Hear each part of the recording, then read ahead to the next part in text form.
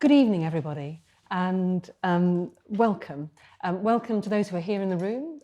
Welcome to those of you who are watching online.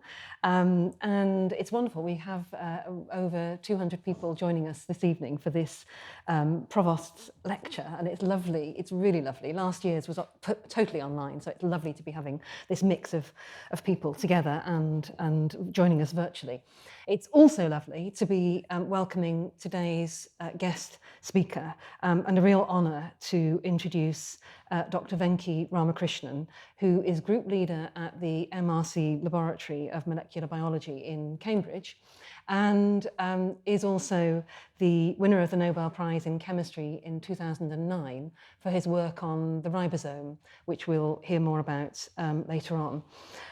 He authored a very frank account of what it takes to get a Nobel Prize. It's called The Gene Machine, and has just signed a copy of that somebody brought in, both in English and in Polish, which is lovely to hear.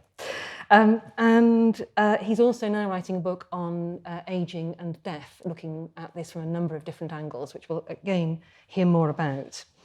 He's lived on 3 continents, it's fair to say, in almost equal parts: India, the US, and the UK. 4, right. I spent a year and a half in Australia. Even better. And from 2015 to 2020 was the president of the Royal Society, and when starting that, didn't realise that period would cover both Brexit and the start of the pandemic. So again, we'll hear more about that. And I'm also delighted on behalf of the college that we have 2 of the Royal Society Fellows on the governing body, Jane Langdale and John Keating. Also, the college elected Venki as an Honorary Fellow this year, and very grateful to him for joining that fellowship. I should also say that while at the Royal Society, which is where I also worked and got to meet you first, one of the things I really enjoyed in working with you was the way in which you really valued interdisciplinary discussions and the role of the humanities. And seeing you and Kazu Ishiguro talk about AI was one of the kind of most enjoyable evenings I can remember. Anyhow, so tonight the way it's going to work is that we will have a conversation about some of the things that we've just been I've just been talking about, and then open it up both to you here in the room, and we'll have a roving microphone, and to those of you online. And if you want to put your questions in, then I'm going to get them and can mix and match. But I think we should start with the science. And can you just say very briefly, particularly mindful that there are people from all sorts of different disciplines and backgrounds in the audience, kind of what is the ribosome, why does it matter, and what did it take to find out about it? Oh, okay. I want to start, though, by saying it's a great pleasure to be here and also to see you again. And, Queen's College was where my first British graduate student, a really brilliant guy named Andrew Carter, studied as an undergraduate. And he's now a colleague of mine. So it's a real pleasure to be here. So about the ribosome, I want to start off by saying we all think we know about genes. We think we have genes, they have some characteristics that we inherit. There are good genes and bad genes. But effectively, the many tens of thousands of genes that we have, about 20,000 or so, each of them really is a bit of information on how to make a protein. Not just how to make it, but when to make it, how much of it to make, because there are signals encoded in the region around the gene that's actually part of the gene, which controls it. And if you ask, what does this mean? Well, why are proteins important?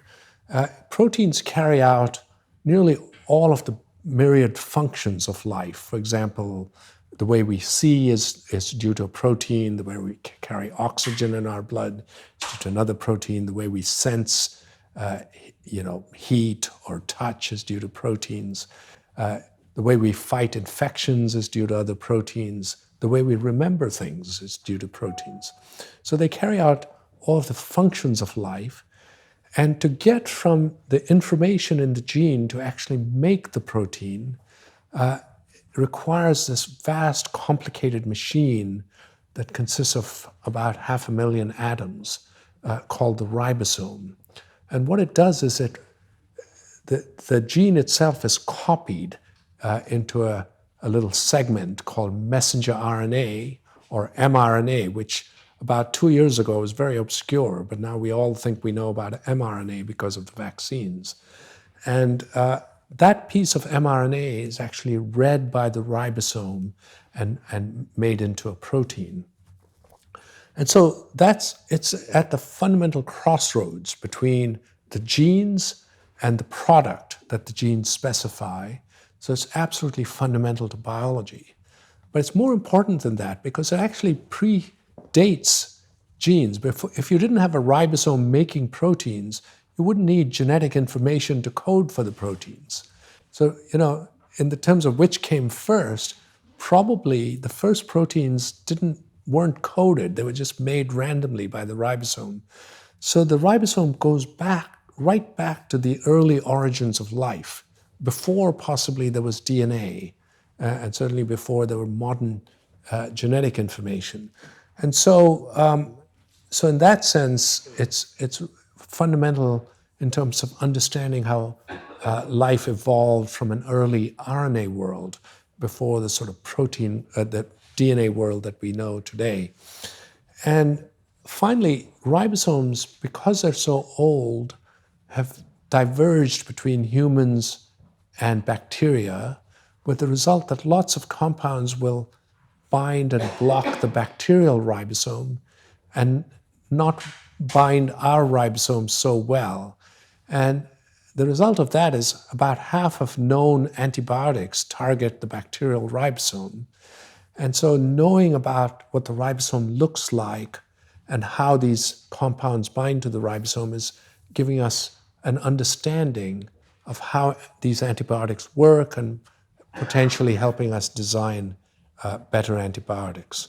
So all the way from fundamental biology to sort of applications, the ribosome plays a central role. And in fact, one of the first things the coronavirus does is shut down our ribosomes so they can't translate our own genes, but somehow has used tricks to allow those same ribosomes to translate coronavirus's genes. And so that's a recent example of how relevant ribosomes are. So, and the way that you described ribosomes working and the function that they have, that was the kind of exploration that you were involved in. And your book talks, what struck me particularly is about the mix of kind of collaboration and fierce competition between different groups and different people, and sometimes sort of both at the same time. Do you think there are misperceptions about how science works and kind of how scientists work? Yeah, I think, science has different kinds of problems. So what we were trying to do was determine the structure of the ribosome because that was a key to understanding how it worked. And it was this very complex problem because, as I said, it's 500,000 atoms or so.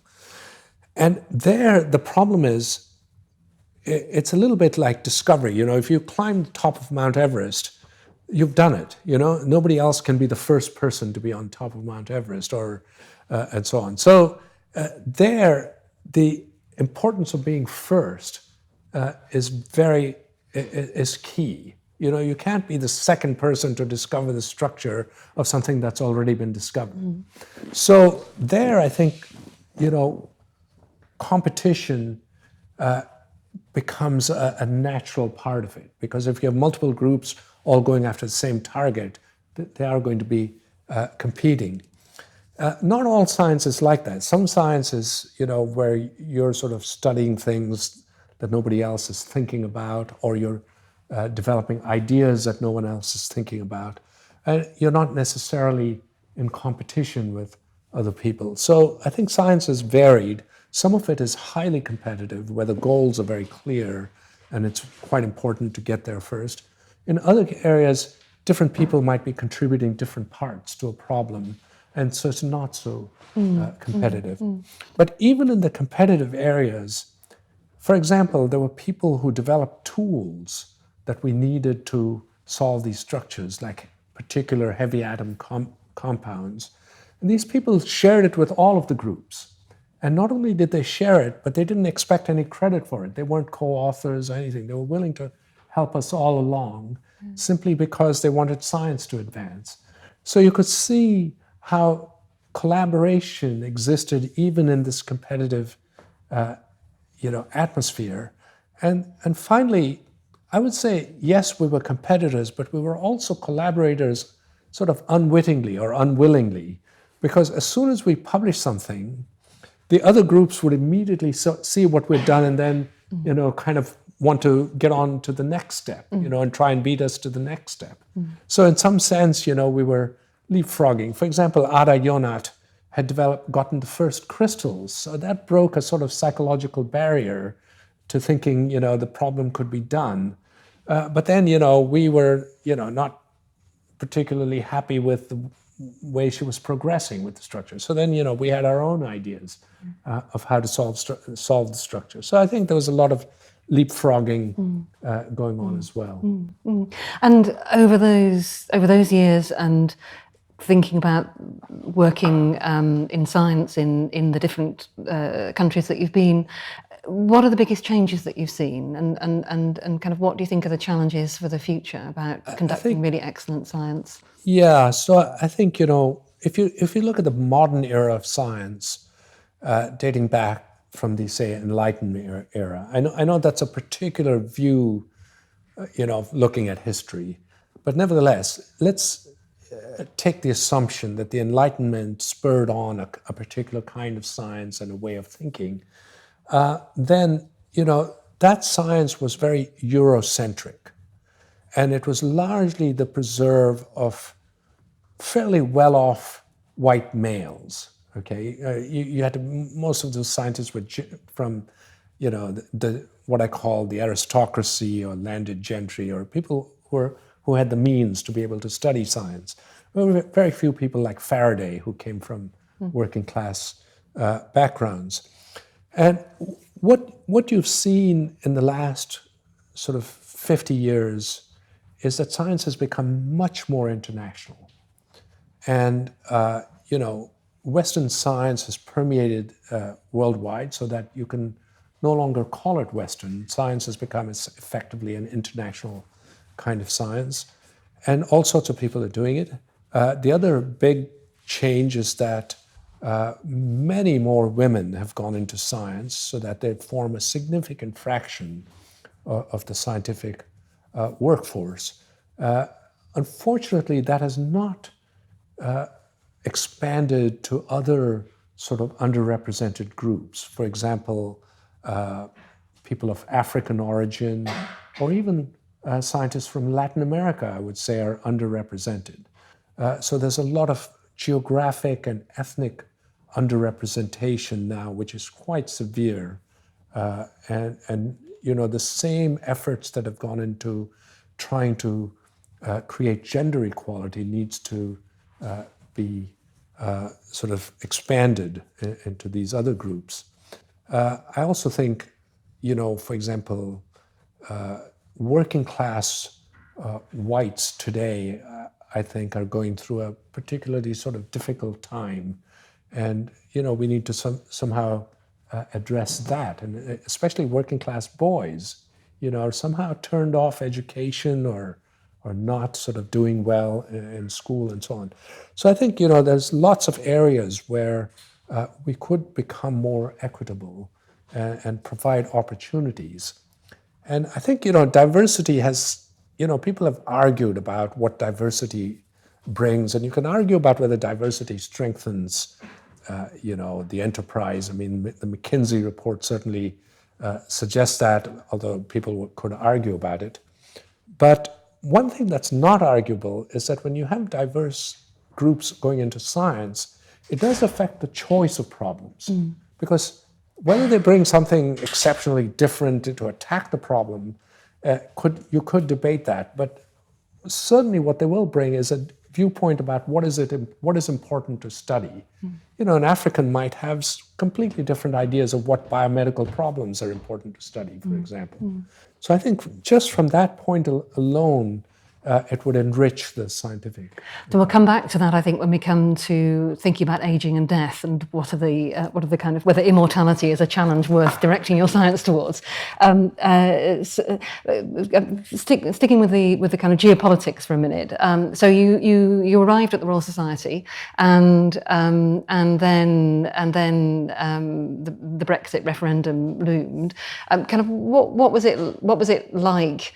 Being at the centre of scientists and indeed all academics and researchers. So I have to tell you, I was astonished when the Royal Society, somebody contacted me from the be willing to serve as president. I thought they were asking me for suggestions, and I told them it wasn't our turn because Paul Nurse was already a biologist, and they weren't going to take on another biologist. And this person had to. I kept arguing with him. I said, "Look, it's not our turn." So even if I had names, it'd be pointless. And he says, look, first of all, you have to realize I'm on the council, and I'm telling you, they're interested in you, okay?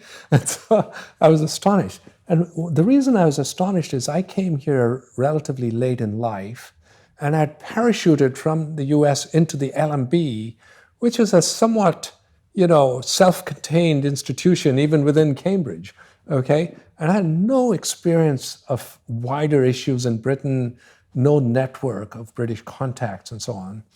And I talked to a few people, including Paul Nurse, and he said, look, the government's going to give us a good settlement, and you'll be a sort of cheerleader for science, and it'll be a lot of fun, okay?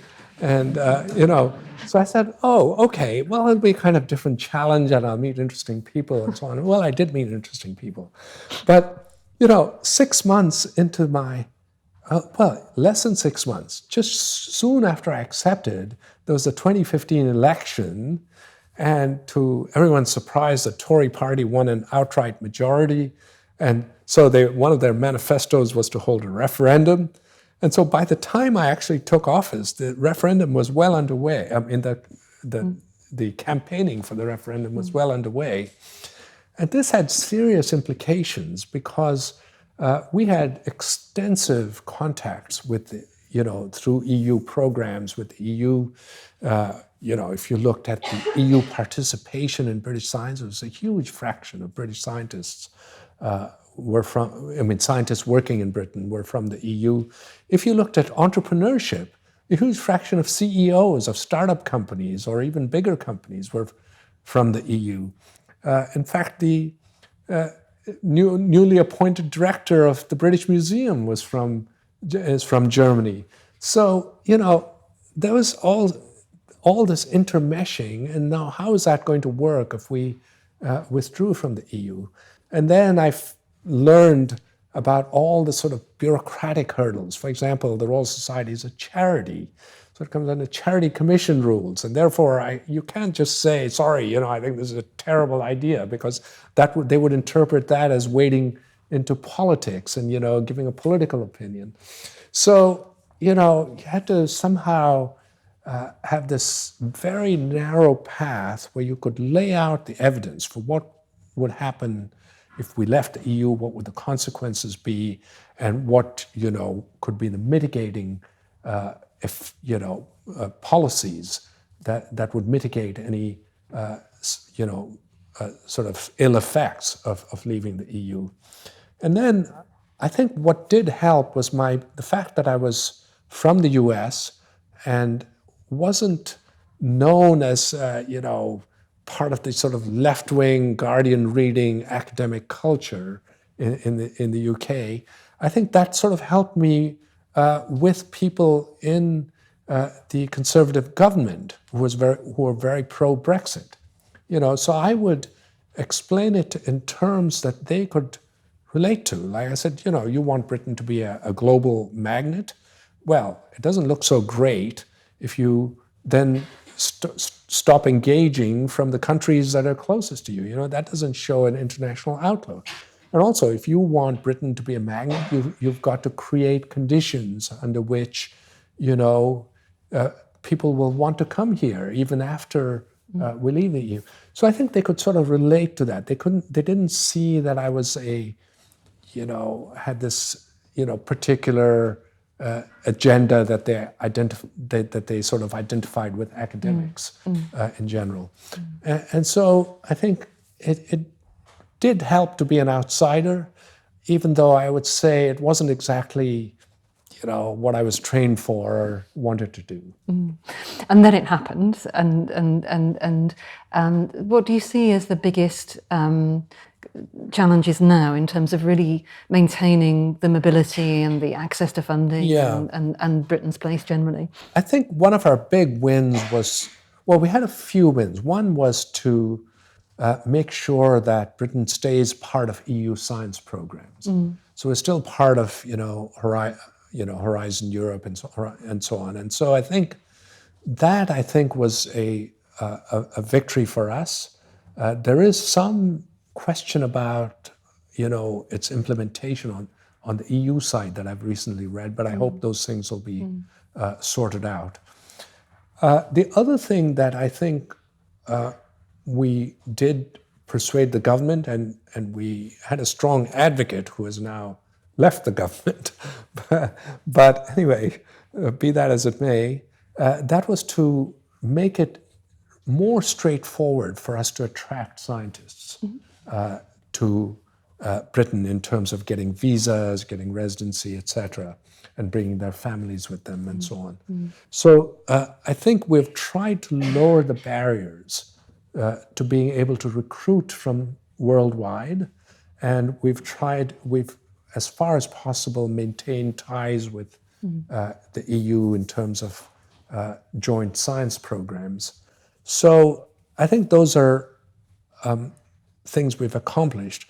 I think in terms of challenges, people are not going to come here if they feel that the government is not committed to investing in science and technology. And so it's very, very important that the government not sort of renege on its promises to invest, to increase its investment in science and technology, both private and public investment. And the government has to lead by investing in the public component of that. And if they renege on it, no matter how easy you make it for people to come here, they won't see it as a place where there's going to be future growth and investment. So that's part of the psychology of it, of attracting people. And I think that's where we have to push on. And then also the way science is funded, finding the right balance between bottom-up science, which I think should be the majority of it, and the sort of top-down programmatic science for developing key areas. That's an endless debate, but it needs to be done. And then finally, regulation, getting the regulatory environment right for entrepreneurship, for going into new areas, including new genetic technologies or new AI technologies, which have social implications and ethical implications. I think all of those, getting those right is important. So staying with the politics then, you're at the Royal Society, we've had Brexit, and then you're in your final year and the pandemic happens. So you saw the interaction between science advice, government policy, what was going on in the world.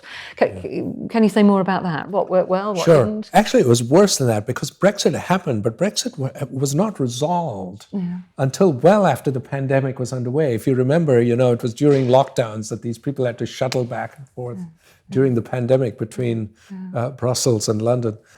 So it was terrible because, we didn't quite know what the final Brexit deal would be while we were dealing with the pandemic. Now, the pandemic started off, in Wuhan, and for a while it was sort of ignored. I think people in the West had a kind of complacency that it would be like SARS or MERS, that it would be somehow contained over there, but not actually be an issue here, or even Ebola, for example, that it would be, some problem out there, but not our problem. But I think, people realized when it's, first of all, it was even the numbers in China, which now seem minuscule, were much greater than SARS, even in Wuhan. And then it hit Italy. And Italy, suddenly parts of northern Italy just exploded to the point where they were having to triage, COVID patients and so on. It was dreadful. And then you saw numbers in Britain climbing, so that to the point where they were doubling about every 2 days, 2 to 2.5 days, they were doubling. And the government was showing no signs of locking down. And in fact, I, called a meeting of the executive director and the officers, and I said, look, we have to lock down the Royal Society. We cannot, go on. And, there was some debate about whether we were going ahead of government advice or not. And I said, look, I'm not really concerned about that. I think we have to go on we're the Royal Society. We go on the basis of the evidence. We're not on the basis of authority, And so I think we actually did shut down. Well, certainly we made the decision to shut down before the government did. And I think that was one thing that slightly alarmed us. And then at that point, we were wondering whether there should be sort of independent input into government advice. And of course, SAGE is supposed to be that. And SAGE consists of a lot of external advisors, along with, government scientists. It's a sort of a mixture. But we thought maybe, having something completely detached from government might also be a good thing. And at the time, SAGE minutes were not, openly accessible. And we wanted to know what was the basis under which they made some of these decisions. And so we decided to form a group, and then there were actually, in the end, there were 3 groups formed at the Royal Society. One of them was DELV, which I co-chaired, where we were going to have a broad mixture of epidemiologists, clinicians, data scientists, and economists, as well as behavioral scientists. We had people like Daniel Kahneman in our group. And the idea is to try and look at all different aspects of it, and also to try and learn from countries that were, at that time anyway, were further along in the pandemic. Of course, now it doesn't matter. We're all in the same boat. And so this was a group that we formed, and we put out a whole bunch of different studies, some of which had a fair bit of influence. For example, we were one of very strong advocate for the use of face masks at a time when, there was some ambivalence in other quarters about whether we needed them and how effective they would be and so on. Can you say more about that? Because I think there was some interesting... Yeah, so the face mask thing is an interesting idea. So even within the sort of British scientific community, and certainly, within SAGE, there was some ambivalence about face masks. And the reason was that, I think the reason is that a very narrow standard of what evidence is was applied to face masks. And, Britain is very justifiably proud of having invented the randomized controlled trial. I mean, it goes back all the way to great statisticians like Fisher. And the thing is that randomized controlled trials are fantastic for a whole variety of things, but particularly to see if a medicine is effective or not. You give somebody a sugar pill, another person the actual pill, and they're randomized, beforehand, the people who take them, and then you can look for statistically significant effects. The trouble with face masks is that, face masks work by a combination of protecting the wearer, but also protecting everybody else. And the protecting everybody else is called source control, and it only works if everybody, or a very large fraction of the people, wear it. If a few people are not wearing it, it's not effective, okay? And, I can point to this audience and say that as well. So the point is, it's very hard to do a randomized control experiment on that. and particularly for a new virus. And there isn't enough time, actually, to do those sorts of experiments. However, there are very good physical evidence for face masks, because we know a lot about how respiratory viruses spread. Okay, they spread because of things you emit through your mouth, especially when you're speaking, and even to some extent when you're breathing. Okay, but certainly coughing, sneezing, and even speaking. Singing seems to be even worse than speaking for some reason. So we know how that's so. We know that there's a size distribution of droplets. Some are heavy droplets that fall into the ground. Others are droplets that linger in the air. But the fact is that if you wear a reasonable mask, they can block a very large fraction of those droplet distributions. And so people did studies with it, and they looked at size distribution of these things. They looked at the efficacy of various kinds of masks. And there's no question that masks, when worn correctly, should dramatically reduce the rate of transmission, the probability of transmission. So, why in the middle of a raging epidemic should you be worrying about just a narrow statistical basis of evidence? It just didn't make any sense to us. And of course, there's observational studies as well from East Asian countries, where countries like China or Hong Kong or Singapore, where mask wearing was universal because they'd learned the lesson from SARS, and they had managed to, curtail the spread of COVID. So I think that was a case where our being very strong advocates and arguing for it actually did, I think, help move, the direction of both advice and policy. And the other thing that you've mentioned, which I've certainly picked up elsewhere, is the slight tendency for some countries, including this one, not to think that knowledge from other countries' jurisdictions is transferable. But anyway, I want to get you onto aging and death, because I also want to... some people may see it as a little unfair, but I think, it strikes me that there is a little bit of complacency in Britain, in the sense that, Britain is the home of modern epidemiology. It goes all the way back to the cholera epidemic in London and the discovery of the pump and the use of data and numbers to chart the spread of disease and chart the geographical, distribution of disease and so on. So, Britain has many things that it can be extremely proud of. And of course, randomized controlled trials and so on.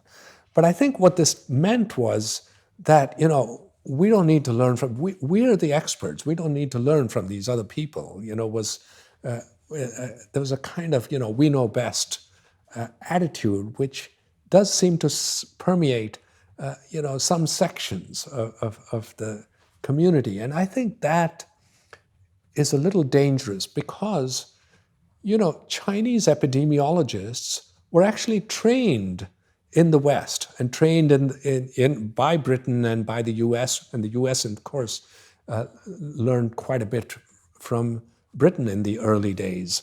And so I think, the fact that these people were trained from the West, they think like us. They're evidence-based, et cetera, and they're rational. And that's something that we need to sort of, I think, have a bit more respect for than we perhaps do.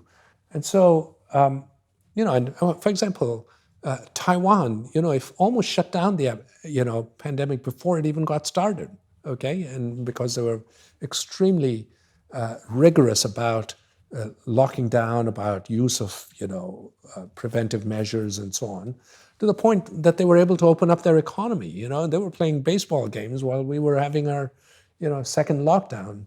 So I think there is a lesson there. And the other lesson is that a pandemic was the number one on the risk register of the British government, okay? there's nuclear disaster and, flooding and, cyber warfare, etc. But it was a pandemic that was the number one risk register, okay? And yet, we were woefully underprepared. There's shortage of PPE, shortage of, plans on what to do when you have a pandemic, hospital, what about hospital capacity? How do you ramp it up very quickly, etc. So I think there's a lesson that you don't want to skimp on preparedness, because the cost of a pandemic is in the trillions, okay? And if we had spent billions on resilience, that would have actually been a bargain, okay? So I think that's a lesson. You don't stop insuring your house because a fire or a flood is a low probability event and you'll save on insurance every year. So I think you have to think of it in that way, as a way of building resilience into the system, which is good for our long-term economic well-being as well as health well-being. There's so much more to explore in each of these headings. I'm going to ask you to be brief on what may well be your favourite current topic, which is ageing and death, because I then want to open up to the audience here and online. But why are you writing about ageing and death? Well, I think it was slightly. Well, first of all, you could say I'm aging. Aging is something that has been a universal, and death have been a universal preoccupation. And I can come to that in a minute, but let me just say why I got interested in it. I started thinking about it because I was on a documentary program by, Bennett Miller, who's an American director who's produced many Hollywood movies. But he's making a documentary about the future of humanity. And he asked me, what do you thought about these people doing what I call the immortalists, people doing immortality research to sort of living much longer than we do, and the people funding them. And somehow the whole thing irritated me, because I sort of think of death as a way of renewal. You have one generation dies off and makes way for the next generation. It's a kind of renewal, like in a garden or, and it's sort of universal to life. And I felt these people were all, misguided. And I still think they are, although there's more to it than I had suspected. And so that's what got me writing on it. And then I thought about the whole problem about what it is about death. Why do we age? First of all, how do we think about aging and death? And, Stephen Cave, who's written a book on immortality, was I guess he did some work with you, and is a friend of Claire's. So Claire gave me his book as a sort of present, and he says all of our culture has been driven by a desire to be immortal in some sense. And for example, you can think of all of religions as effectively ways of dealing with death. So Western religions, you die and death is a transition. You go to heaven, and Eastern religions say, well, you actually get reincarnated. So death is never final. It's always some sort of doorway into some other thing. So it's a sort of plan B, and then you have plan C, which is sort of living on through our legacy. So you might die, but if you do great works, or legacy through our genetics, you pass on your genes to your offspring and you live on through your offspring. But plan A is simply not dying. And that's so as these other plans, we become more and more skeptical about them. We resort to our primary plan, which is not dying. And of course, we've all evolved very strongly not to die. And so, so a lot of our focus is on how we avoid death. Now, we've increased our life expectancy by we've doubled our life expectancy at birth in the last 100 years. So we've gone from about 40 years to over 80 years in the West. And the rest of the world is rapidly catching up. Now, most of that increase is not because we're living a longer lifespan, but because we're not dying when we're children. Okay, so it's infant and childhood mortality that we have solved by vaccinations, by clean water, by knowing something about disease and public health and so on. But we've also extended life at the other end. For example, heart disease, dramatically has improved, because we now know about statins, we know about, hypertension and blood pressure medication. We know cancer mortality has dramatically declined. Cancers that used to be an absolute death sentence even 20 or 30 years ago. In fact, even the lymphoma my mother-in-law died of, my wife got, and she's been treated and she's been in remission for 10 years. So, so we have pushed at the other end as well, and that's bought us maybe 10 or 20 years of extra life. But the question is how long this can go on. What are the key things that cause us to age, and can we do anything about some of these things? And the other question is, how long do we stay healthy as opposed to stay alive? Is the period that we're sort of aging and sort of decrepit, is that actually shrinking or not? Or is it staying the same except it's going to happen later? Or maybe it's even a longer fraction of our lives. We're staying alive, but we're really not doing so well, and we're going to end up in care homes for a large fraction of our lives. So these are all very important, both scientific and social questions. Brilliant. We could carry on, but actually what I'd like to do, you've covered a huge range of different topics, is invite some questions. And I think, I've got some come through from online, but also there's a roving mic. There is a roving mic. Wonderful. So I'm going to take a couple in the room first. Maybe the gentleman who's closest to you, Catherine, and then look at what's coming through online. So I think my first is a quick comment on mask issue that you highlighted, is not only coronavirus, but also kind of working in the field of lung infection like TB. I think it could also help stopping a transmission of many other germs as well. So that is a quick comment on that. My question is, you touched on ribosome being a target for antibiotics, and it's a very fundamental mechanism. So my question is, when we think about antibiotic resistance, what would be your kind of analysis on targeting something which is so fundamental to the cell and not kind of inevitably triggering the development of antibiotic resistance later on?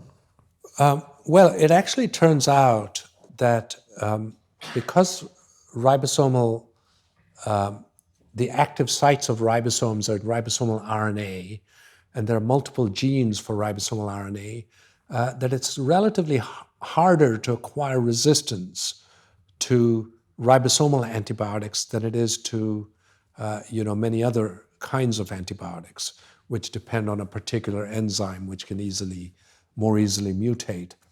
But the thing is that first of all, antimicrobial resistance was considered a very serious problem, but it's been overshadowed temporarily because of the COVID pandemic, but it has not gone away. And if we were to get to a stage where we have seriously dangerous antibiotics like Staph aureus and so on, or ones that Staph aureus is not airborne, but other bacteria that are airborne that become highly antibiotic resistant, then we could have a very serious problem on our hands. And so I think this is still a very important problem. And the trouble with antibiotic development is that, I'll give you an example. Tom Stites, my colleague, with whom I shared the Nobel Prize, set up a company to develop ribosome-based antibiotics. And I forget whether it was about 7 or 8 years ago, they decided to go public, but the share price they could command was far less than what the investors had put in, and the IPO was withdrawn, and the company was eventually bought, and then, I'm not sure what's happening with it. The same week, a company whose primary effect has been to share gossip and fake news was worth several $100 billion. Okay, now I haven't died because I don't have a Facebook account, but that's how the business model works these days. Antibiotics, if you have a new antibiotic, is given to a small patient pool of resistant patients, and then they're cured. So it's not a steady, high yield moneymaker, and so we need other mechanisms to develop new antibiotics. And since I'm here in Oxford, I want to point out that penicillin was not developed originally by a private company. It was developed by a government initiative funded here in Oxford, okay, because of the war. And that's the kind of thing we need to think we're in a war with bacteria. I should say that one of the leading figures in the spread of penicillin was Howard Florey, who is also an alumnus of the college. Oh, fantastic. Yeah. Super. So I think you were next, the gentleman there, and then I'm going to take a couple of questions online, and then the others in the hall. Thank you very much. Can you hear me? Yeah. Okay. So I'm just wondering, what advice would you give to a young scientist who has just embarked on an early research journey on, in particular, how to choose a research field or topic to pursue further? Well, I think, you shouldn't, I'll give you a negative advice. Don't get caught up by fads.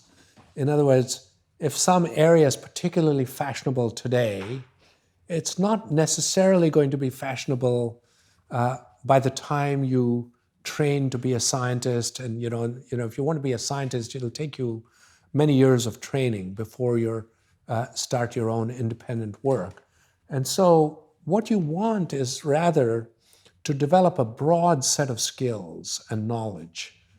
So you should say if you're in biomedical science, modern biology requires you to be computer literate, to have a modicum of mathematical skills, understand chemistry and hopefully physics as well as biology. So have a good, in your younger years, you should build up a good arsenal of knowledge and skills, and then choose something that you think is really interesting and important over the long term, rather than fads. And, it's something that you will need to be convinced is going to be important and interesting.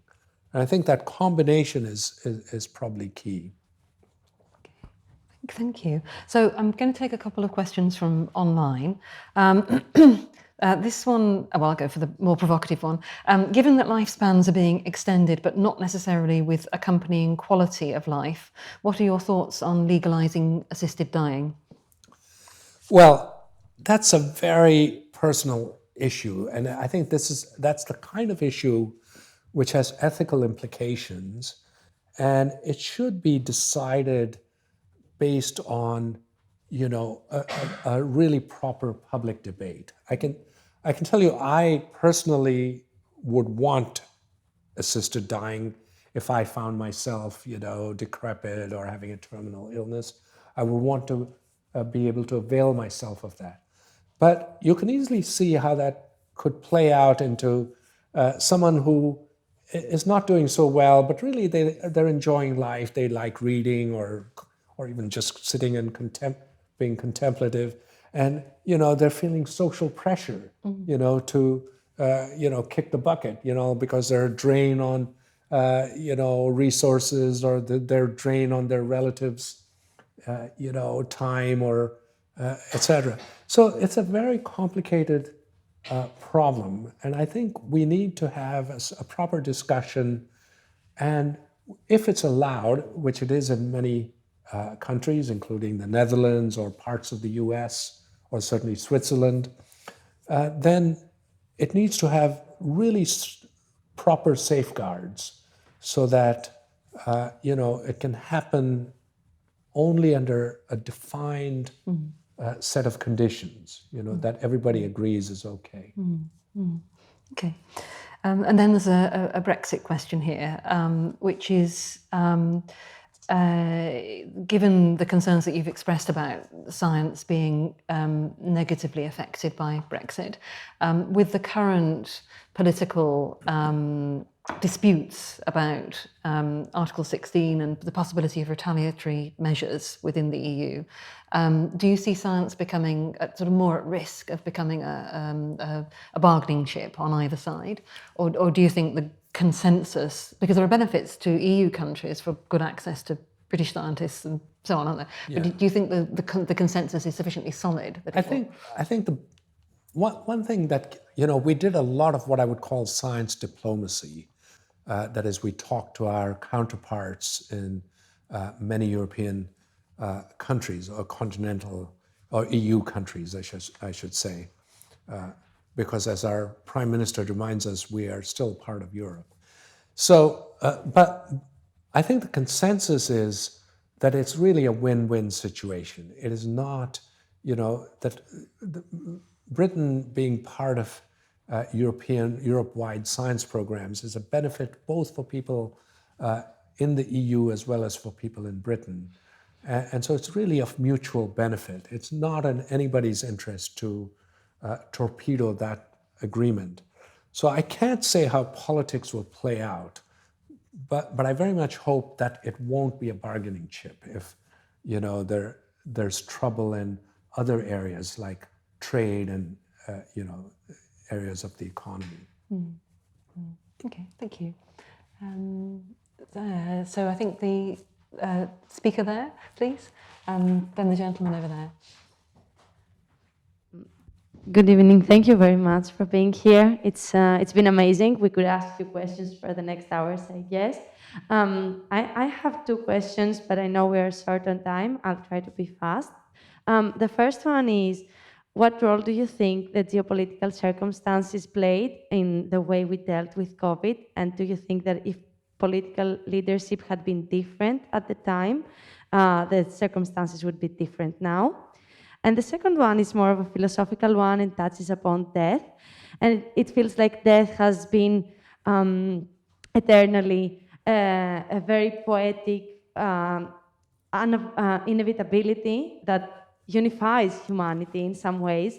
So even if it were possible, say if singularity happened and we were able to avoid death, do you think that humanity would really want that? Or does death kind of work like a liberating force that we don't have to plan for a period afterwards?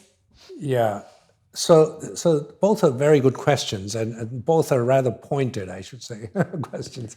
So in terms of politics, yes, the response of a government will depend both on its own politics as well as on the culture of the society that it's in. And I have to say, and this is purely a personal view, Anglo-Saxon countries tend to be very individualistic. There's a big emphasis on individual rights. There's always a tension between individual rights and what you might call community restrictions or responsibility.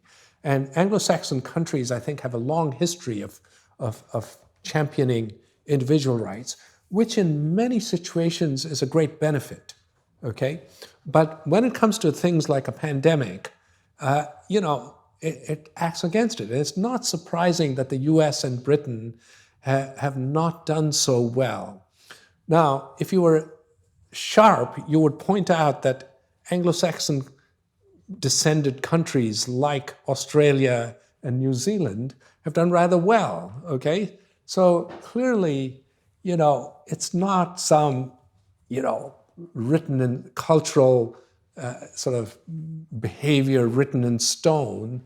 It does depend on leadership as well as on the general culture.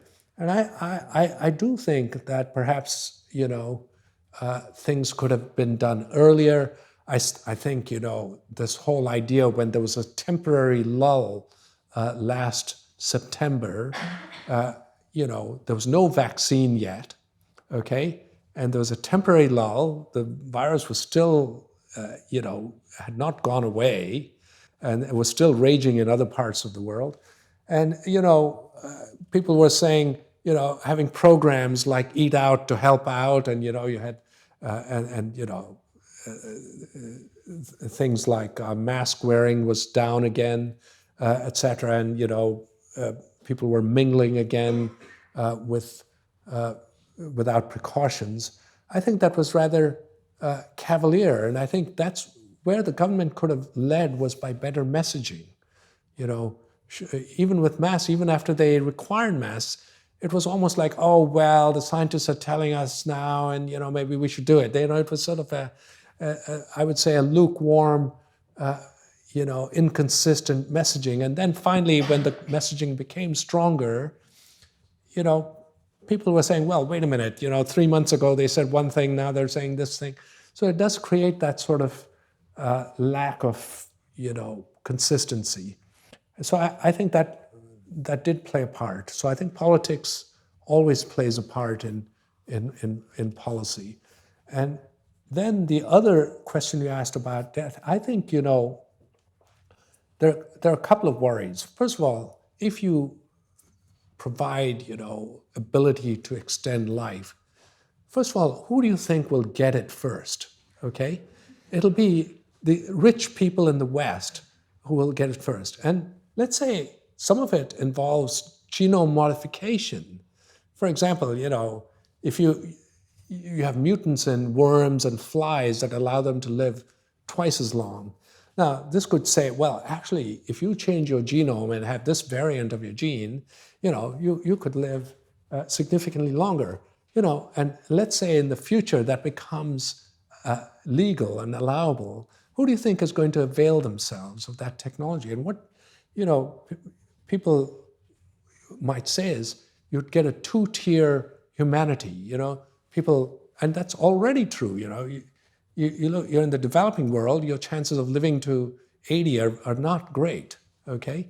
And so we're already living 20 or 30 years longer than the poorest people in the world, and you're now going to exaggerate that inequality, okay? I'm not sure that's, really ethical. And the other thing is, if you have people living longer and longer, what happens to the world's population? In fact, the reason the population has grown to the extent it has is because we've doubled life expectancy, okay? And so the thing is that, yes, eventually there'll be some equilibrium where people will be having far fewer children, but then what you'll be having is a very slow renewal rate.